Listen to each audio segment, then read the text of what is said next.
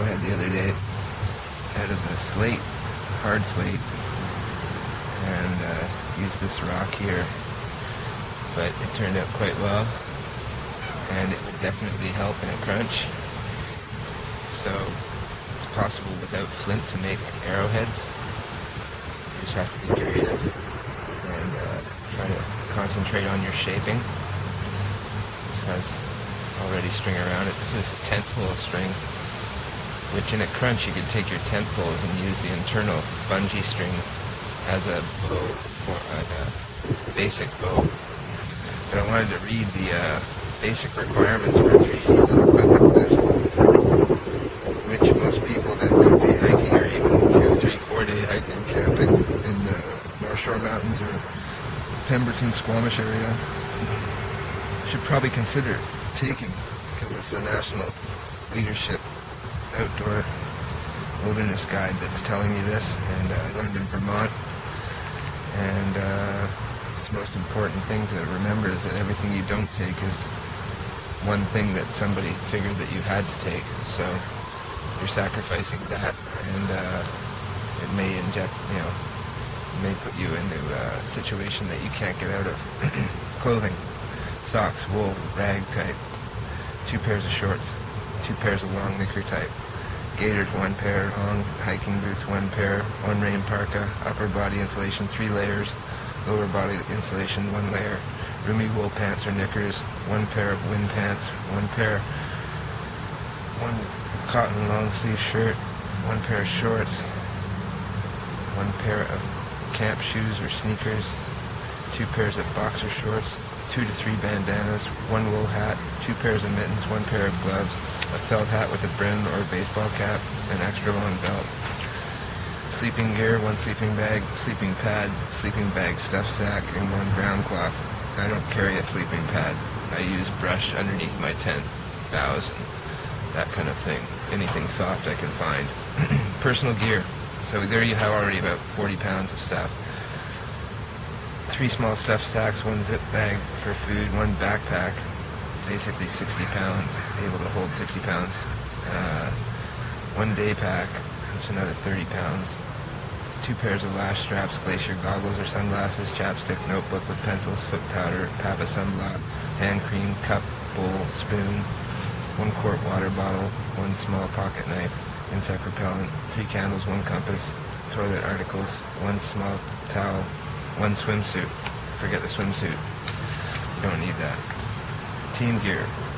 Now that would be the shelter and the stove, the matches, the maps, the whetstone, a shovel or towel, books, cooking gear, pots and pans, etc. I have a Vietnam era folding shovel, which is an awesome anti-bear deterrent. You can throw one of those at a tree near a bear and the bear will take off, I can guarantee it. If you scream and yell at the same time, it helps. But great shovels, they fold up and they unfold and they can form all kinds of different angles to work with. But we're going to go to basically the first aid kit now. It's a 2x2 gauze pad, 3-inch roller gauze, band-aids, ice bandage, adhesive tape, 2-inch width, moleskin and mole foam, which is really important for hiking if you're doing a lot of hiking. The moleskin will help your blisters. Tincture of benzene, antibiotic cream, aspirin thermometer, and we've got all those things. Now, that's the basics. People that go out with a water purifier, an extra t-shirt or sweatshirt or something, and a small tent and a sleeping bag, maybe some food from the 7-Eleven, are asking for trouble in a lot of ways, unless they can walk the distance that they walked into the bush. That's my only advice. If you're going out with a small amount of gear, then you should be able to walk back without anything and soaking wet to civilization. So that means getting back to a bus stop or a highway or something like that that you know somebody will be at. If you're walking into the bush more than 1 day, then you better be prepared to spend a week or 2. Because if you sprain an ankle or if you get a compound fracture, you're going to have to stay there for at least a week or 2 just to get back to the shape to walk. So the bush can kill you just as easily as it can give you a good time. And one comment I'll make about the recent disappearance on the Pemberton and Squamish area is that the first comment I read out of the paper was that he had told his friend that he would let God guide him, and he had no compass or GPS or anything. And personally, I don't think that that sounds too positive. I think that's probably the time that you would insist on going with your buddy when he says something like that, because it sounds like he was throwing his own caution out the window when he hiked off from his buddy.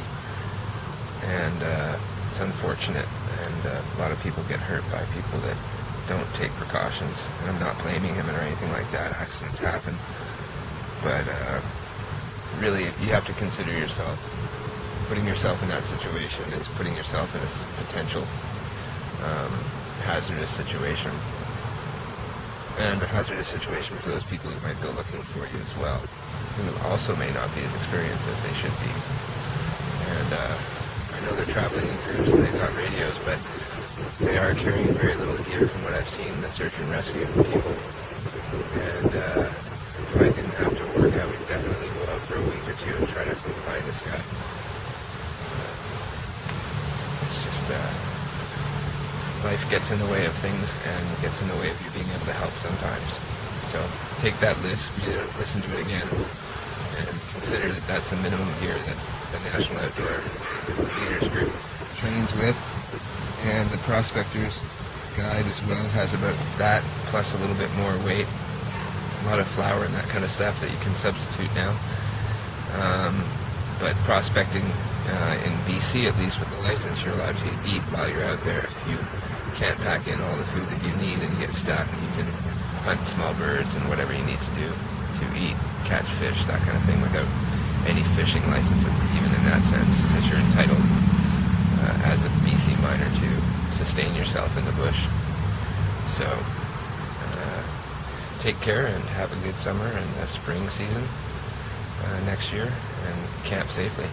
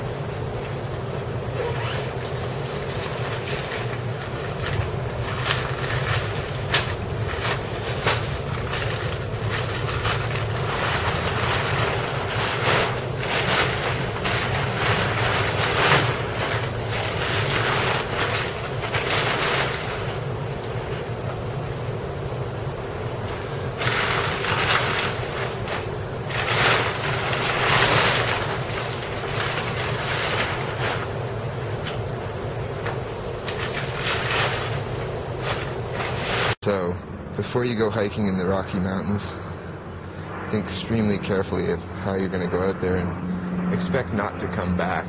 And that would be the best way to prepare. And that means taking basic materials to set up a small camp that you could sustain yourself in. So there's a tent. We'll find out a little bit of an update later on tonight with the cat outside sleeping in the tent. We'll let you know how that goes. Or at least practicing. We can have the internet maybe, so that'd be cool. Okay, Bearcat, get in there. Good boy.